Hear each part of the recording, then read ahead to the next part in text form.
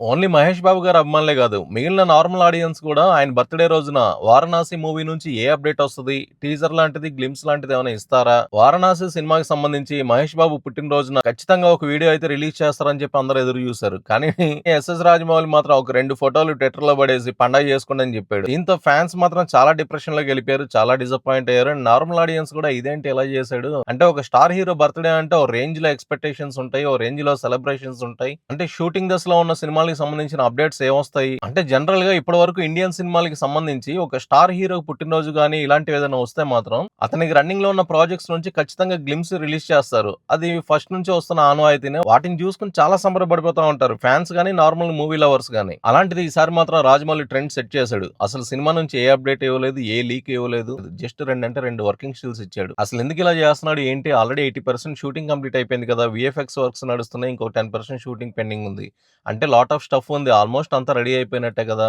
అనుకుంటే ఖచ్చితంగా ఒక బ్లాస్ట్ అయిపోయే వీడియోని రిలీజ్ చేసుండొచ్చు రాజమౌళి. కానీ ఈ సినిమాకి సంబంధించింది ఏది కూడా రాజమౌళి గారు రిలీజ్ చేయదలుచుకోవట్లేదు. అంటిల్ అన్‌లెస్ ట్రైలర్ రిలీజ్ అయ్యే వరకు.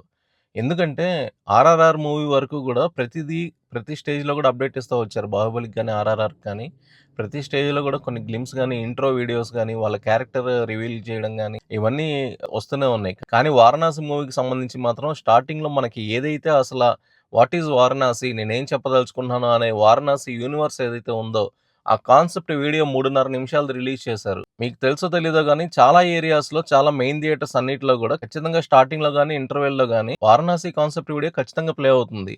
చాలా మంది గమనించే ఉంటారు. ఎందుకంటే ఆల్రెడీ వారణాసికి సంబంధించిన హైప్ ఇంటర్నేషనల్ లెవెల్‌లో బాగా పీక్స్‌లో ఉంది.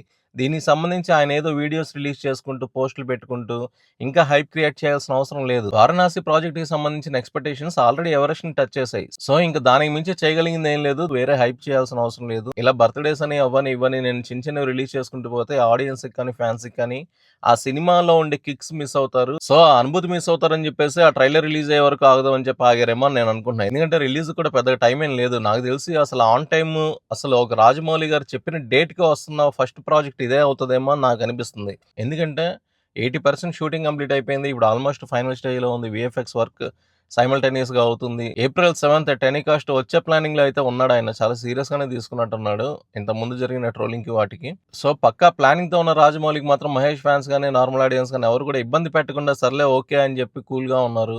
ఇది మాత్రం కొంచెం హెల్తీ అట్మాస్ఫియరే. ఎందుకంటే యాంటీ ఫ్యాన్స్ కూడా పెద్దగా ట్రోల్ ఏం చేయలేదు. ఏంటి మీ వోడి 2 పిక్స్ మొహాన మింగారు. అంతకు మించి ఏం లేదా అది ఇది అని చెప్పి పెద్దగా ఎక్కువగా ఏం డిస్కషన్స్ కూడా పెట్టుకోలేదు. సో, ఇదంతా హెల్తీ వాతావరణం బానే అనిపించింది. But eagerly waiting for trailer. నాకు తెలిసి జాన్ ఫస్ట్ గాని, పొంగల్‌కి కానీ రిలీజ్ చేస్తాడేమో అని అనుకుంటున్నాను నేను. So, let's wait and see for Varanasi updates. Mahesh Babu పుట్టినరోజు సందర్భంగా ఏ అప్డేట్ రానందుకు, జస్ట్ 2 స్టిల్స్ వచ్చినందుకు మీరు ఎలా ఫీల్ అవుతున్నారు? మీ ఒపీనియన్ ఏంటి అనేది కామెంట్ రూపంలో మెన్షన్ చేయండి. వీడియో నచ్చితే మాత్రం లైక్ చేయండి, షేర్ చేయండి, ఛానెల్ సబ్స్క్రైబ్ చేసుకోండి. Thank you. జై హింద్.